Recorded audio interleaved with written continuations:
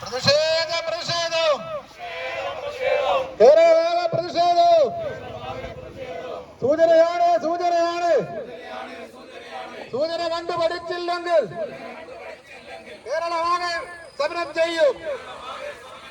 അരിയുടെ വയറിവിടെ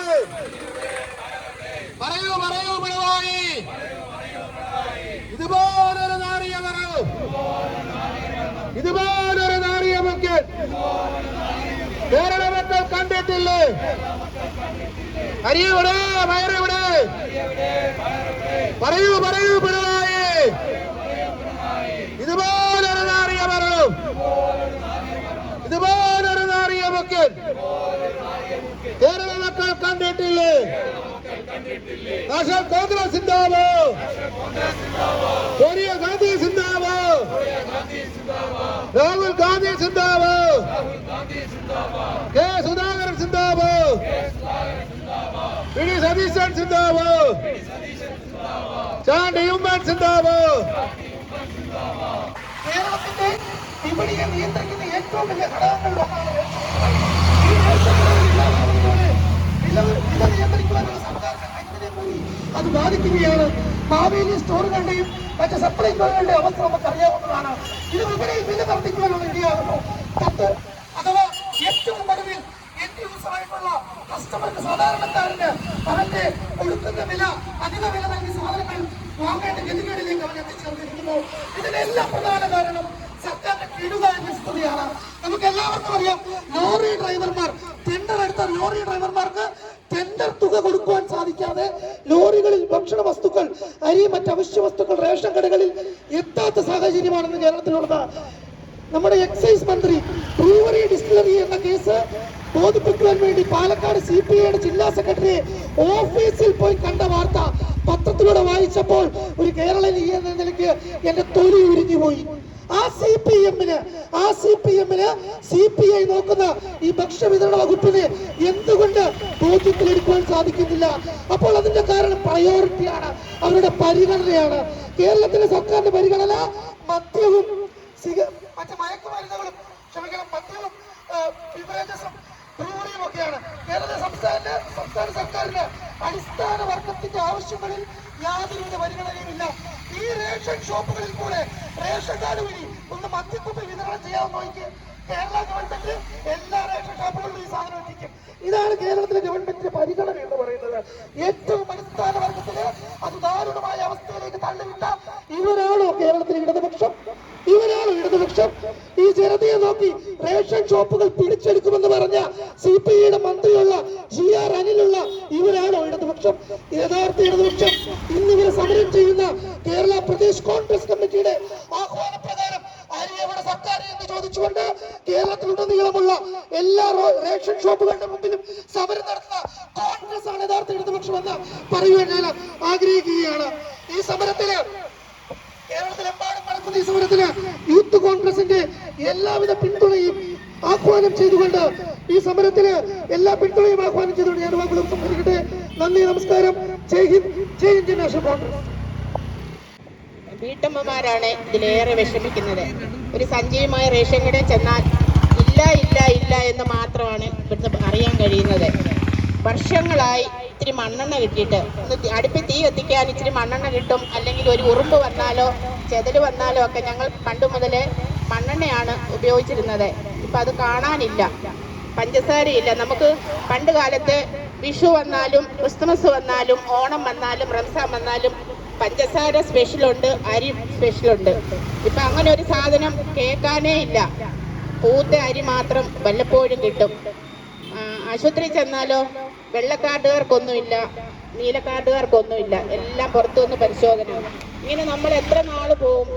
പാവപ്പെട്ട വീട്ടമ്മമാർ വളരെയധികം വിഷമിക്കുന്നുണ്ട്. ആവശ്യ സാധനങ്ങൾക്ക് എവിടെ ചെന്നാലും നിസാരം ഒരു തേങ്ങ മേടിക്കണേ 80 രൂപ കൊടുക്കണം ഒരു കറി വെക്കാൻ. അങ്ങനെ ഞങ്ങൾ എല്ലാ വീട്ടമ്മമാരും വളരെയധികം വിഷമത്തിന്റെ അവസ്ഥയിലാണ്. ഇങ്ങനെ ഒരു സർക്കാർ മുമ്പോട്ട് പോയാൽ സാധാരണക്കാരായ ജനങ്ങൾ എങ്ങനെ ജീവിക്കുമെന്ന് അറിയാൻ പാടില്ലാത്ത അവസ്ഥയാണ്. അപ്പൊ ഈ ഒരു സാഹചര്യത്തിൽ നമുക്ക് റേഷൻ കട വിതരണം നമുക്ക് ഇല്ലെങ്കിൽ പോലും നമ്മളിവിടെ എത്തുമ്പോൾ സാധാരണ ജനങ്ങൾക്ക് എന്തെങ്കിലും കിട്ടുന്നതായിരുന്നു.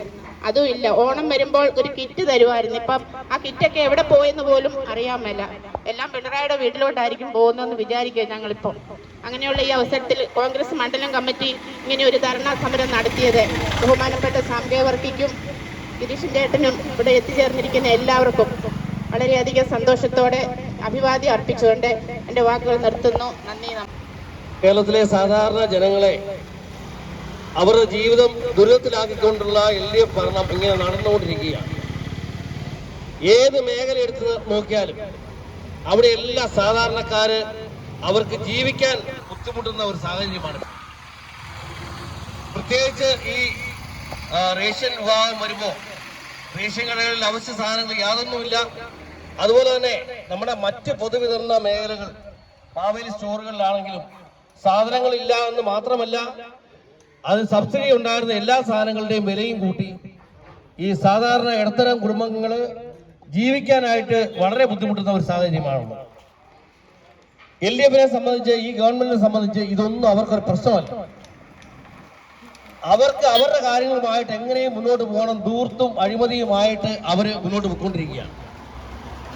ഇത്തരം കെടുകാര്യസ്ഥയിലുള്ള ഒരു ഭരണം കേരള ജനത ഇതുവരെ കണ്ടിട്ടില്ല എന്നുള്ളതാണ്.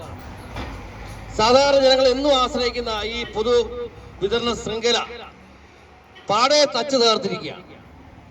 ഈ ഗവൺമെന്റ് ഈ നയം തിരുത്തണം. സാധാരണ ജനങ്ങൾക്ക് ജീവിക്കാനുള്ള അവകാശം നിലനിർത്തി കൊടുക്കണം എന്നാണ് നമ്മൾ ആവശ്യപ്പെടുന്നത്. നമുക്കറിയാം, ഈ റേഷൻ സാധനങ്ങൾ കൊണ്ടുവരുന്ന വണ്ടിക്കാരുടെ കൂലി കൊടുക്കുന്നില്ല.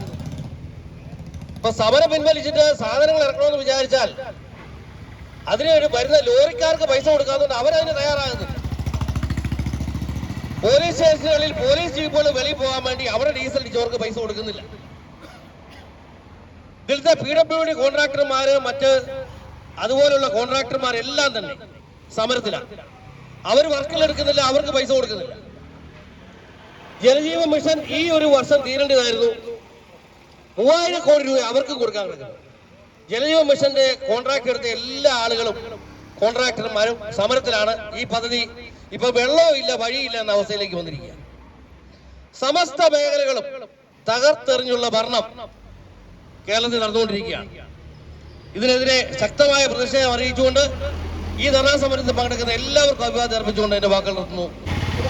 അടിസ്ഥാനപരമായ ഒരു കാര്യമാണ് പൊതുവിതരണ സ്ഥാപനങ്ങൾ, റേഷൻ കടകളിൽ ഒരു സാധനങ്ങളും ഇല്ല എന്നുള്ളത്. സാധാരണക്കാരായ ജനങ്ങൾ ഏറ്റവും കൂടുതൽ ആശ്രയിക്കുന്ന റേഷൻ കടകളിൽ ഇന്ന് അരി പോലും ഇല്ല. നേരത്തെ മണ്ണെണ്ണ 1 വർഷത്തോളമായി നിർത്തിയിരിക്കുന്നു. അങ്ങനെ ഒരു സാധനങ്ങളും ഇല്ല. ഈ പഞ്ചായത്ത് അല്ലെങ്കിൽ ഈ LDF സർക്കാർ അധികാരത്തിൽ വന്നിട്ട് സാധാരണക്കാരായ ജനങ്ങളെ കണ്ണിൽ പൊടിയിട്ടുകൊണ്ട് കോവിഡ് സമയത്ത് കുറച്ച് കിറ്റ് കൊടുത്തുകൊണ്ട് അവർ വോട്ട് മേടിച്ച് പിന്നെയും അധികാരത്തിൽ വന്നു. ജനങ്ങളുടെ വിചാരം ഈ കിറ്റ് പോലെ ഇവരിറങ്ങുന്ന കാലം വരെ ഞങ്ങളെ സഹായിക്കുമെന്നാണ്. ഇപ്പോൾ പെൻഷനും ഇല്ല, കിറ്റും ഇല്ല, ഒന്നുമില്ലാത്ത സാഹചര്യത്തിൽ റേഷൻ കടകളിലും അരിയില്ല, ഒന്നുമില്ല. അരിയില്ല എന്ന് പറയുന്ന സർക്കാരിനോട് പിന്നെയും ഞങ്ങൾ ആവശ്യപ്പെടുവാണ്, അരിയില്ല സർക്കാരെ.